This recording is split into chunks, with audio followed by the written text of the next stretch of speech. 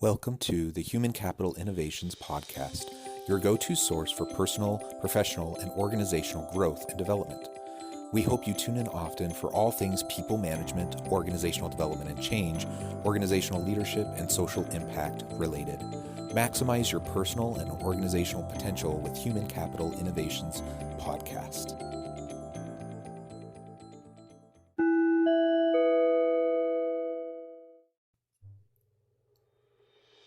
Welcome to the Human Capital Innovations Podcast. In this HCI podcast episode, I talk again with Dr. Eric Russell, HCI Research Associate, as we continue our weekly discussions on various aspects of servant leadership. This week, we focus our discussion on the importance of awareness today, awareness of self, of others, and situational as it pertains to leadership in organizations.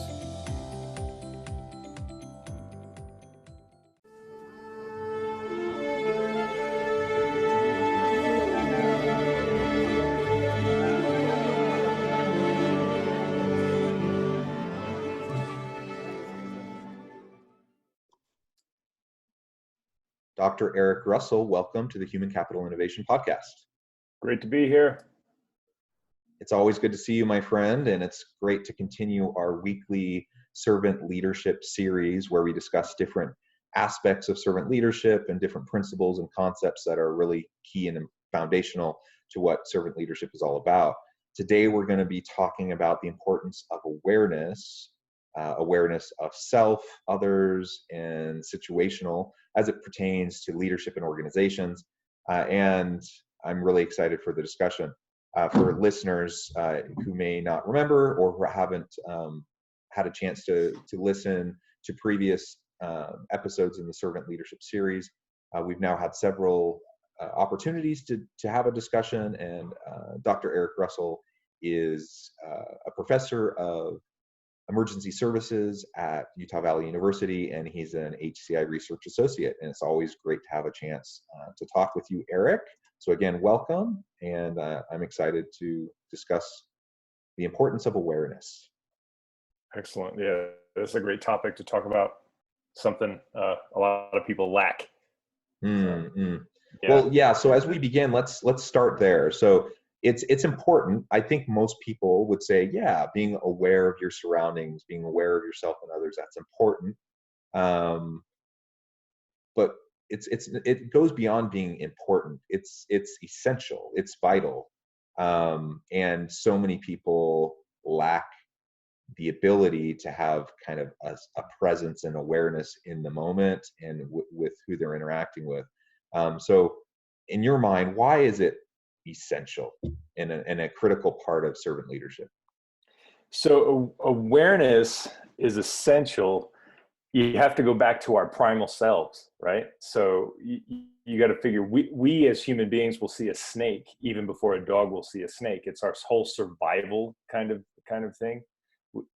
Our awareness is what's kept us around and has taken us for the most part, if you're lucky enough, out of the food chain.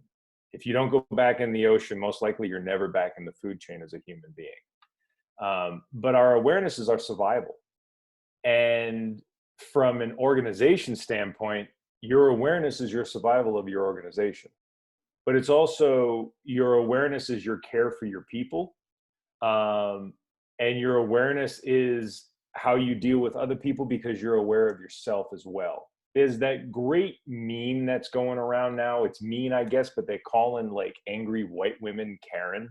Do you know that? Have you heard that?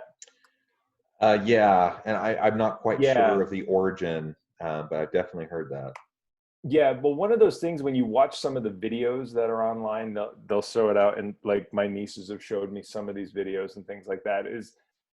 It's usually people that are completely unaware of themselves. They're aware of how they're coming across to others, or they're unaware, and they're just it's almost like their emotional intelligence is that of a 3-year-old. They have no self-awareness whatsoever, and they come across as horrible people. You can also tell that there's probably something wrong with a lot of these people.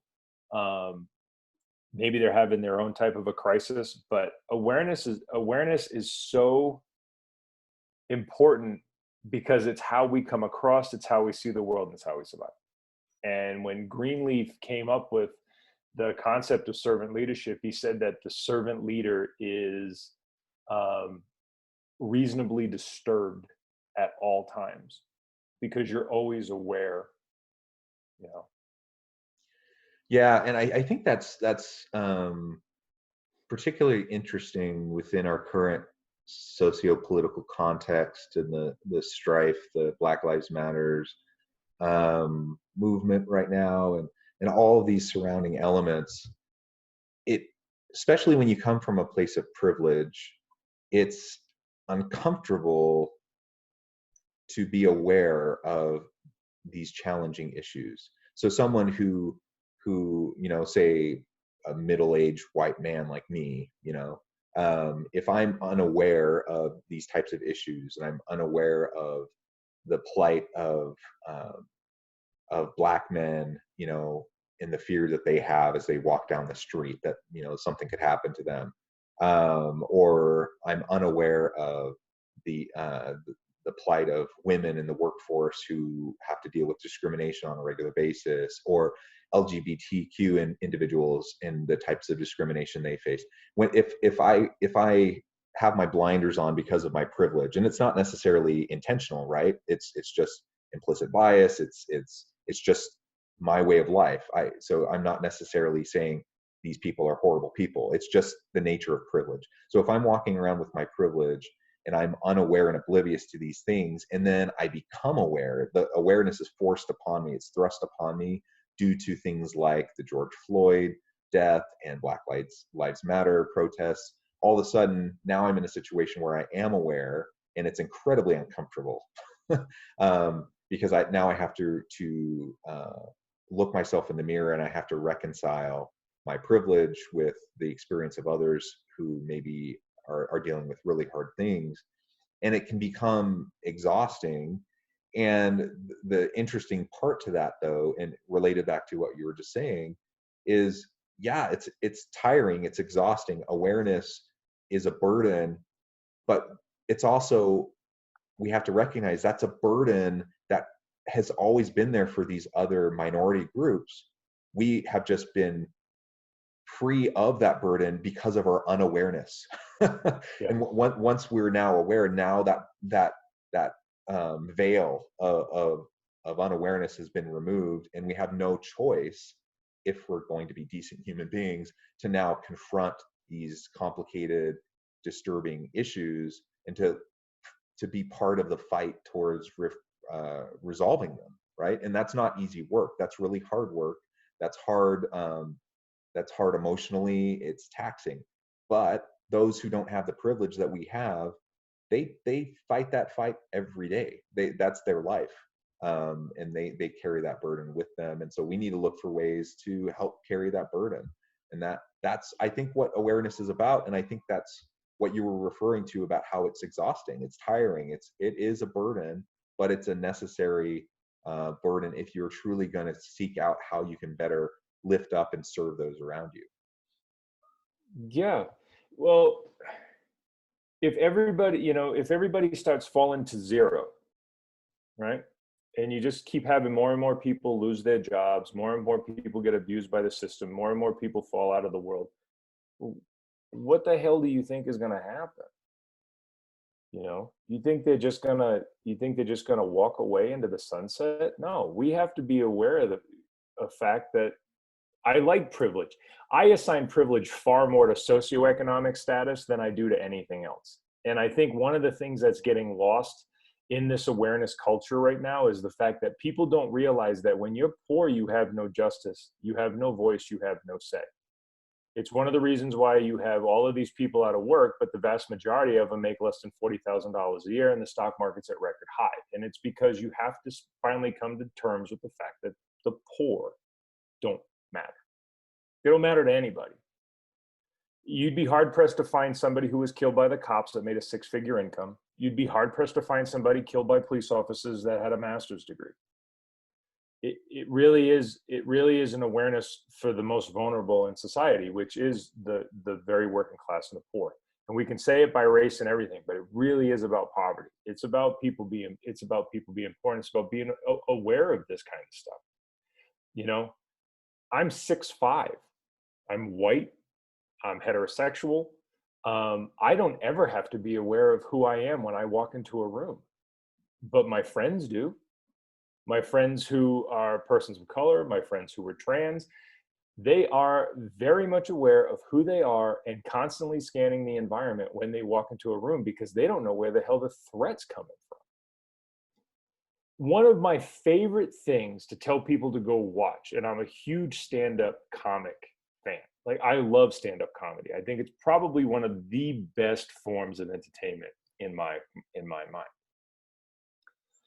There's a show that Jerry Seinfeld does called Comedians in Cars Getting Coffee. I love And that one show. of these episodes he does is with Chris Rock. And as they're driving in this 6-figure car, Chris Rock is about as famous as you can get. He's about as rich as you can get. He's balling. Jerry Seinfeld's balling. All of a sudden, they're rolling down the road and a cop car is behind. And the cameras are in the vehicle. They're filming the faces of both Chris Rock and Jerry Seinfeld. And here's Chris Rock, an international superstar, one of the greatest comedians to ever live. And you can literally watch his body language and his face change as soon as he realizes the cops are behind him.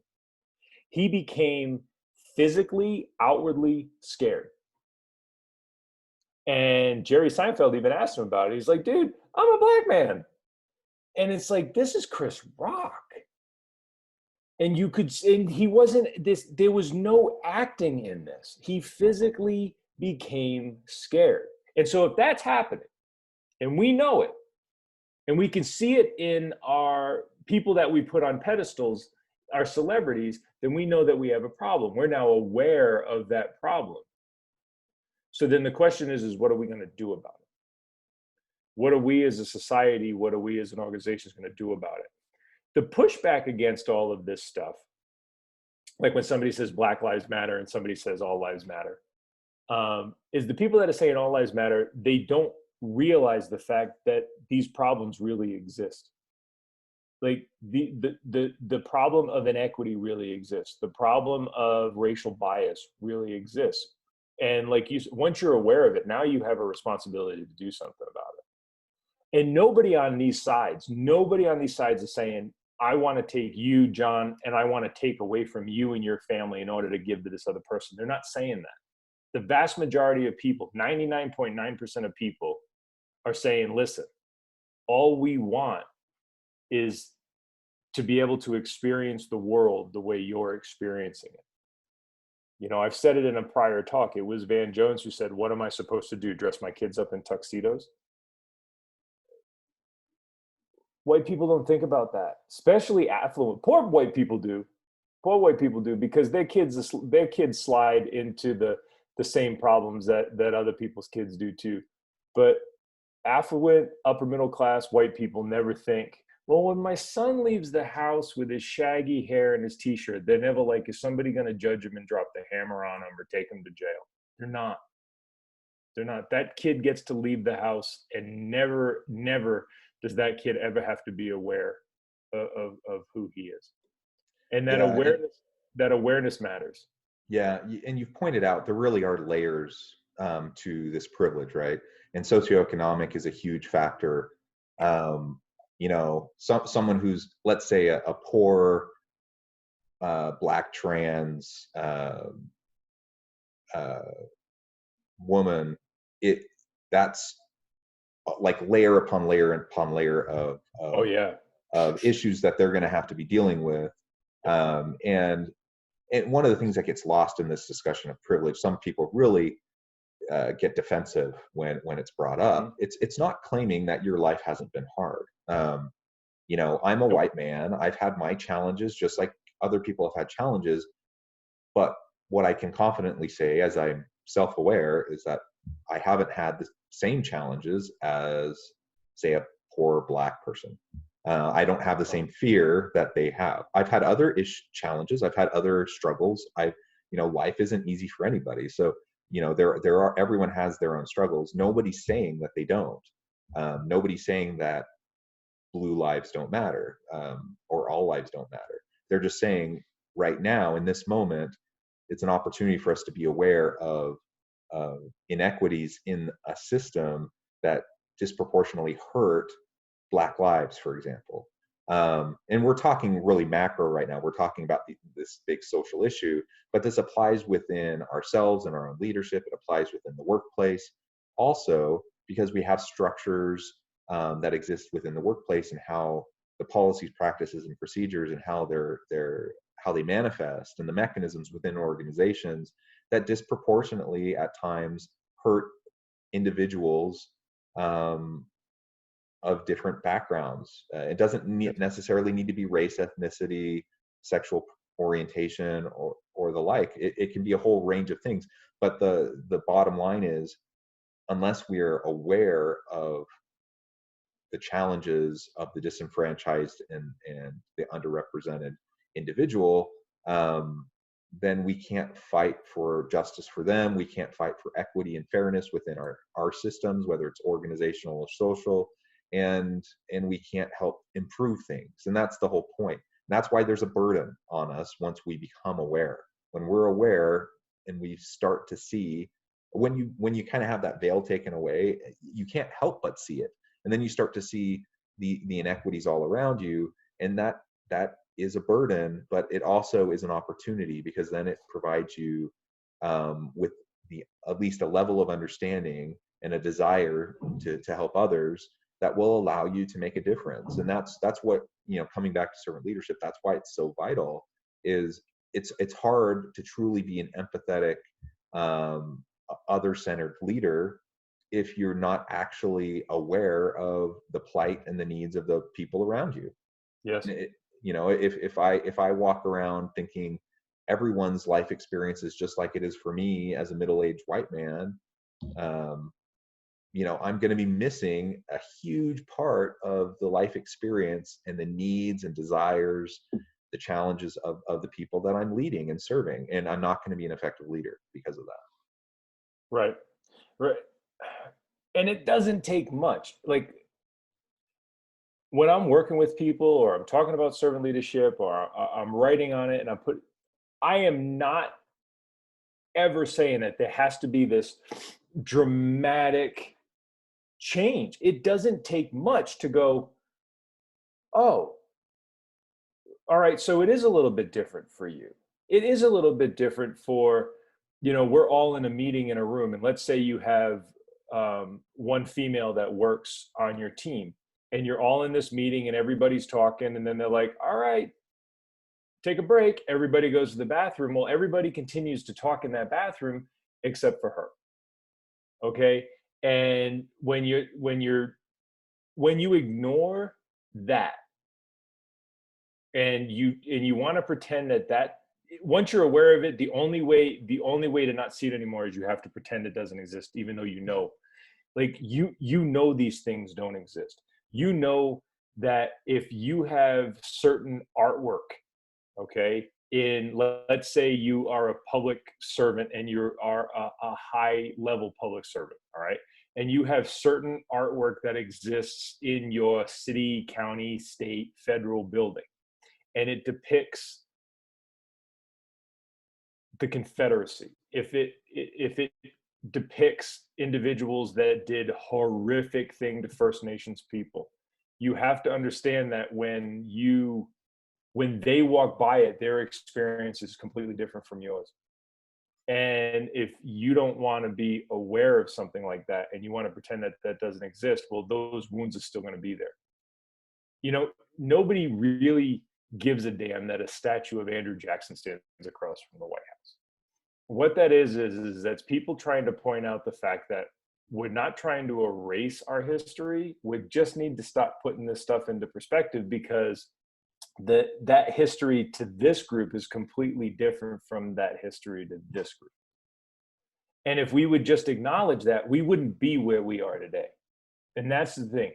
We're to protest in the streets, groups like Black Lives Matter needing to exist, statues being torn down, graffiti going up on these things, artwork being pulled out because we just refuse to see.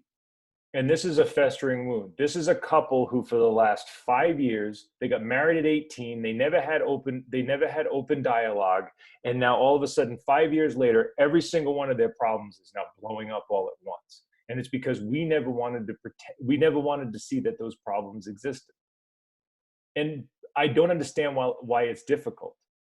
I don't understand why we had to get to this place of not giving a damn about each other and not seeing each other for who we are and just acknowledging it and being like, yeah, I get it. I don't understand why we've allowed to get to this point. Like, if you have a military base named after a Confederate general, as a white, I never noticed Fort Bragg. I never even thought about it. But if I was an African American growing up in the South, I'd be like, I know what that is. I know what that name is. So I'm saying that I never even thought about it.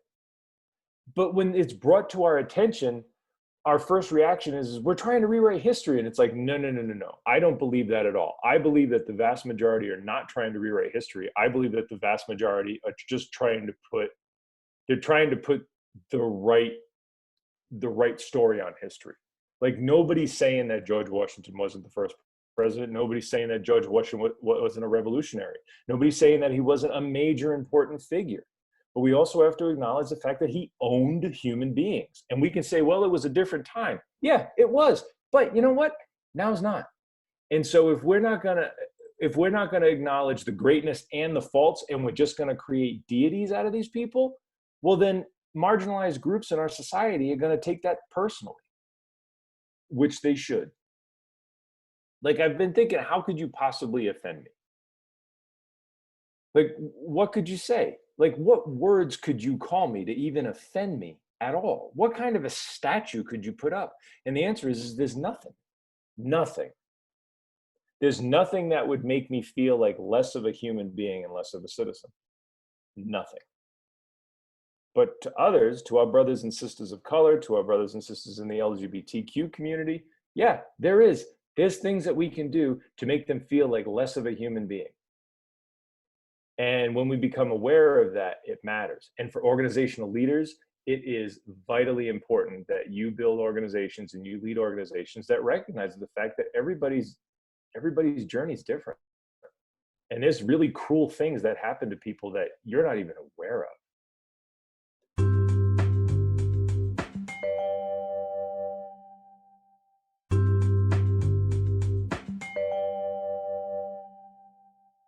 So let's talk about that. So and I think in part of what you're saying, why did we let it get to this? How do we let this happen? Why is our first reaction, not universally of everyone, but generally speaking, why is the first reaction of someone when they become aware of something really hard in their history or the social context around them, and they become aware, why is their first reaction often defensiveness?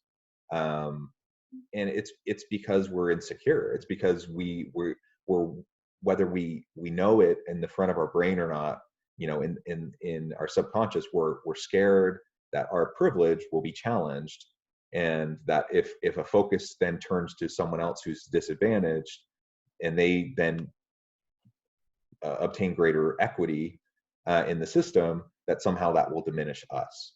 That's a faulty frame of thinking, I believe. But I think that's the human nature reaction that people have, and it takes some training to peel away the layers in allowing ourselves to truly embrace the discomfort, of these newfound truths. And that, I think everyone goes through that to a certain extent throughout their lives, and some people, kind of embrace the complexity and ambiguity, and they kind of learn and grow with it, and other people kind of retreat back and they put their head in the sand, and they just want the world to be the way that they understood it previously, and that's why we see the vastly different approaches.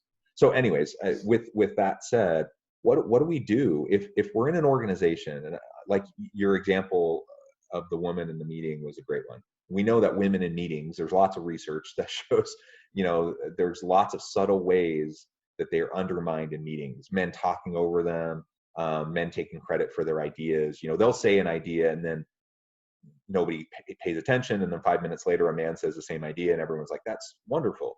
So these types of things happen all the time, and a lot of times they're very subtle, a lot of times they're unintentional, but it's just the implicit bias of the people in the room.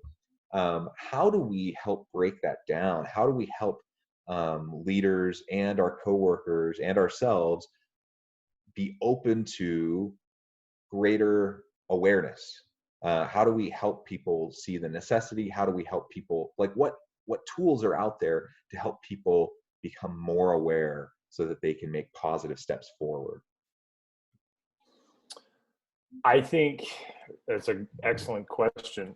I think it all has to go back. You know me, I'm a big economic, individual benefit kind of a guy. I believe that you have to appeal to the self-interest of others. And in a lot of my work that I put out there, I talk about servant leadership cycle of benefit, the benefit to self, the benefit to others, the benefit to the organization. And I say that there is a rational self-interest in being a servant leader. And I've proven it. Well, I haven't proved it, but I've shown it in research by working with C-suite leaders and have actually had that stuff published in journals. People have to start realizing that it is in your best interest, your self-interest and your own preservation, that you become aware of these things and that you work towards improving them. And we can get into those steps, and we'll talk about those in other talks as well, as far as like listening and empathy. We've talked to, and really get into that stuff. But it all starts with the fact that there's no benefit to police officers to have people who put their knees on necks of restrained men of color. None. It puts the lives of these officers in danger. It makes their job suck even more. There is a rational, selfish benefit to improving community policing. There is a rational, selfish benefit to improving your organization and becoming far more inclusive of people and recognizing and appreciating the differences of people. We're not trying to turn this into, everybody's going to be the exact same. That's horrible, because you actually won't get a nice, decent amount of ideas coming in. If everybody thinks the same and acts the same and walks and talks the same, then guess what? Your organization isn't going to be successful. And so I believe it starts with what Adam Smith talked about in The Wealth of Nations. I believe it starts with making people who we would say, for lack of a better term, have the privilege, realize that it is in your best interest to not have the most vulnerable in our population and the most marginalized in our population to continue to be vulnerable and marginalized. It's in your best interest as a company. It's in your best interest as a police officer. It's in your best interest as a university. We can't keep going this way.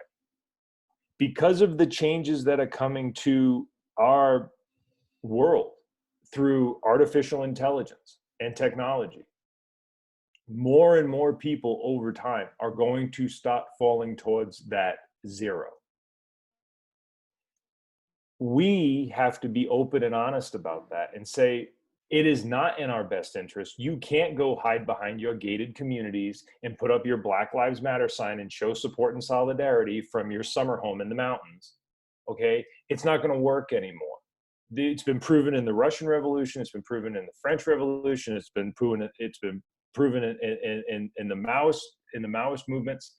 We've seen it. When too many people hit zero, when too many people starve, when too many people become disenfranchised and pushed out, well, that's when revolutions happen. And I believe that the first thing that we do is we get people to see that it is in nobody's best interest, but some of these charities, to have this many poor and disenfranchised people. And it's certainly not in your best interest as an organizational leader to have people feeling less than in your organization. Because what we found, like in Ton's The Good Job Strategy, she's out of MIT. I think it's one of the best books that's been written in a very long time.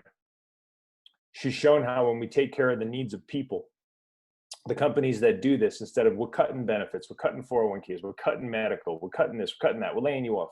The companies that don't do that, in the long run, they benefit more, they make more money, and they're more successful. Okay? And I believe that same thing has to happen when it comes to our people. That if you're not going to, it's in your self-interest to invest in this understanding, to become aware of the differences of people and to celebrate them. Because if you're talking about a marketing campaign for your, let's say, your product, well, people from diverse backgrounds, they're going to have a completely different look at a product. And they're also going to be able to market this better, because you could have one marketing campaign this way, another marketing campaign this way. But if you have a bunch of, let's say, just white men who all went to Wharton and they're all sitting around the room, well, they don't have that diverse view. They just don't. And so, again, you're going to make more money. It really is. I think the only way to fix this, and this is just Eric Russell speaking, and I'm pulling it out of my butt, but I believe that the only way to fix this is you have to show that becoming aware of this stuff and working towards improving it and making it better for everybody and getting everybody in equal playing field. Okay. Nobody's saying, a quality of outcome. They're saying, listen, we just need a quality of existence. We just need to all be on this playing field. It is in your best interest to do it. And I think the only way to get people to change is to appeal to their self-interest. And if we go about it that way, then I think we can really be successful at this. But if we play on emotion, it never works, because emotions die out. They become Cuban crimes of passion. It's like it'll last for a week and then it just moves on. It has to be an economic plea. It has to be a plea for the best interest of others. That, to me, is the way that you get this to work. Yeah, and I think another way of saying what you just said is, for organizations, for leaders, we have to make the business case for why inclusion and diversity is important, right? Yes, that's well said. And as much as I would love for organizations to just be socially minded, social impact driven, purpose driven organizations, valuing people and treating everyone equally with dignity and respect, as much as I would like everyone to just do that because of their own intrinsic motivations, I also am not foolish enough to believe that will happen. Like there have to be structures and mechanisms put in place, and you have to be able to create a compelling business case for why these things are important. Luckily, there is a compelling business case for inclusivity and diversity within organizations. There's tons and tons of research that shows how greater levels of diversity in a variety of ways within organizations increases creativity and innovation and productivity. Diversity on boards helps the performance of the organization, diversity in teams, so on and so forth. Like there's so much evidence, so much research that creates this business case. We just have to effectively communicate that repeatedly to make sure that everyone keeps their eye on the ball, and we don't allow ourselves to slip back into the old patterns and tendencies. Coming back to, how do we help people become more self-aware? I mean, ultimately, you can't force anyone to be aware of something and act on something that they aren't willing to acknowledge is in existence. I can't. It's just like, as a leader, I can't actually motivate anybody to do anything. I can create an environment in which people can be fulfilled and find motivation to do things. I suppose I can compel people. I can use fear tactics. I can use threats. I can use negative emotion to compel people to do things, but that's only a short-term kind of motivation. That's not what we're talking about. When we're talking about like long-term, sustainable motivation, that only comes from within, and I can't force anyone to be motivated in that way. But I can, as a leader, help create a context, an environment where people can feel supported to find fulfillment in their work and find their own intrinsic motivations. Same thing with awareness. Same thing with helping people understand the necessity of equity and inclusivity and diversity. I can't force people to take the veil off their face and acknowledge something. But I can create the environment. I can take away problematic policies, practices, and procedures that restrict and inhibit the ability for people to both be aware, but then also reinforce positive behaviors within the organization. And I can consistently have it as a point of discussion, as a point of continual dialogue, where we can challenge ourselves to think, where are we at? What improvements have we made? Where are we still falling short? And what can we continue to do to improve? There's no magic bullet and there's no easy fix to this. It's hard work, and it just requires consistent awareness, consistent effort to make small incremental improvements. And I truly believe that it's very possible to do within organizations, but we have to be willing to put in the hard work.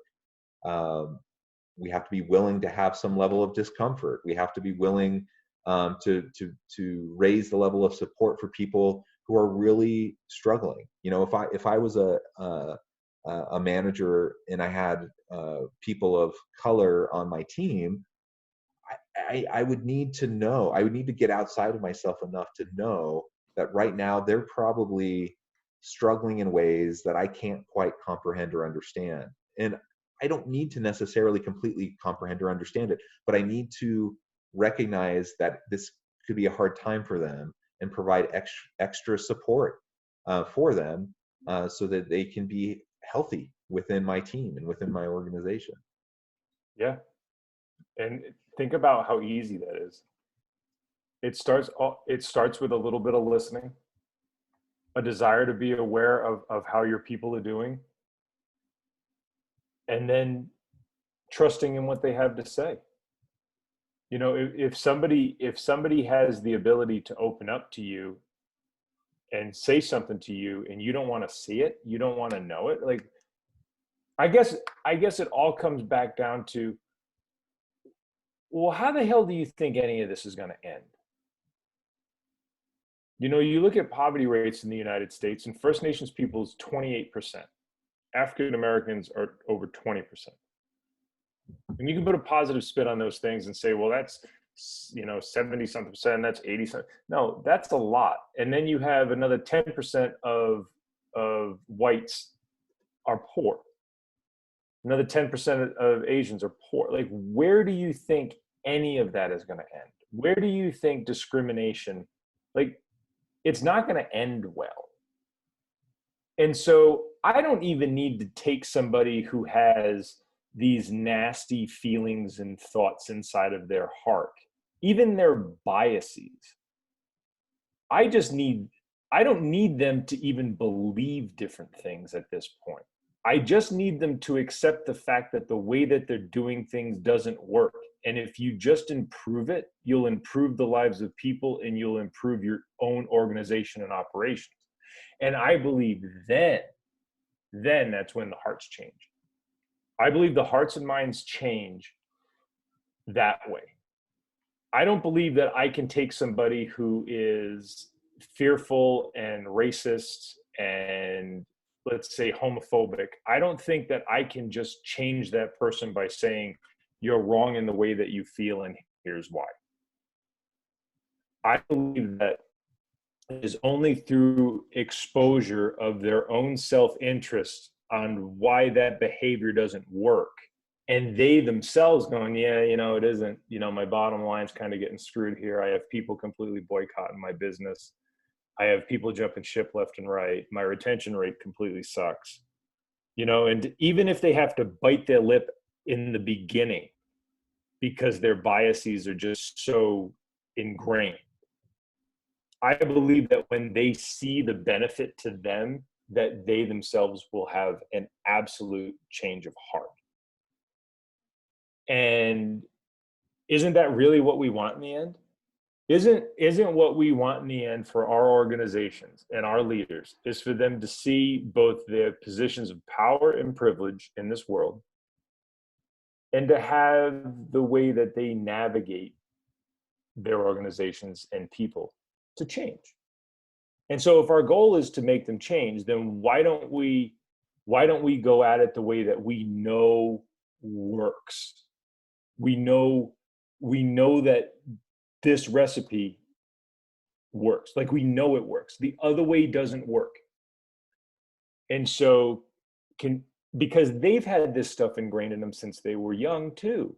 A lot of times people who are tragically homophobic, okay, they've lived around, say, homophobia their entire life. They grew up with it. They listened to the slang. Their grandfather, their grandparents, their parents maybe even use it, their friends.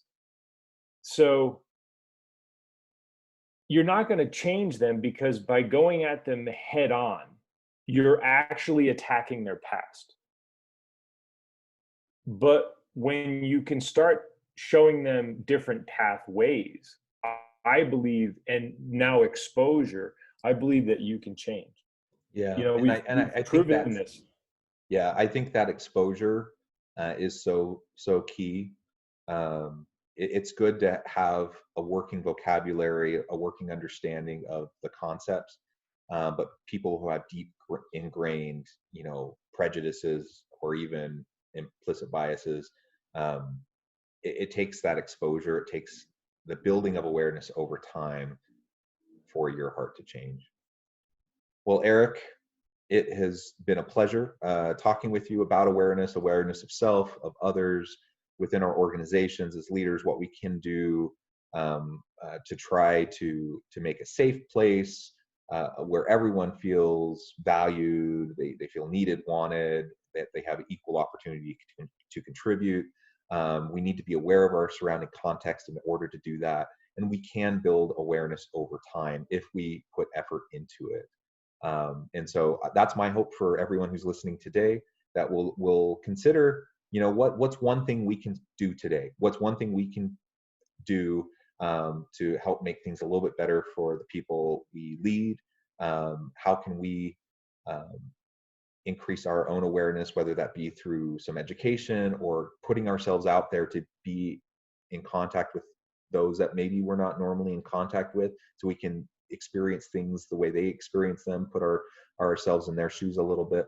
As we consider those things, I think we will be able to move the needle, and we're going to be able to help things improve, both in society at large, but also within our organizations. Eric, I'll give you the final word. No, I like what you had to say. I think let's just ask ourselves, what does this world look like in 5 years, in 10 years, if we keep allowing people to be marginalized, and more, and I'm talking all people at this point, and more people just fall to zero? Like, what do you think? You think those prior special forces soldiers that you have surrounding your family, that are going to take you to your escape bunker, those people have families, and they have extended families, and they'll protect you in good times, but when it all falls, they're going to eat you first. It is in your best interest to care about the most vulnerable in society. It is the third pragmatic question that Greenleaf asks, and you have to be aware that the plight of people in this country is completely different from those of us that have been given a lot of privilege.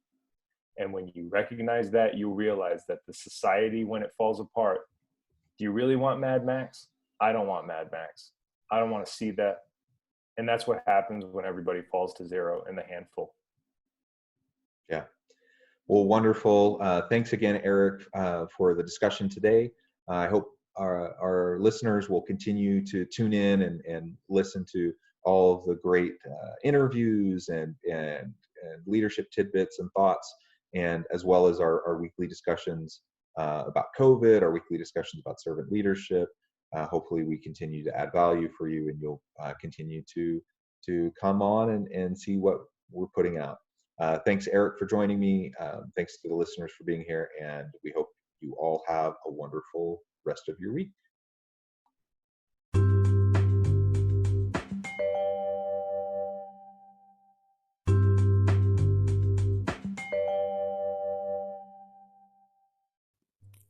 Thanks again for joining us for this episode of the Human Capital Innovations Podcast. I hope you stay healthy and safe and that you have a great week.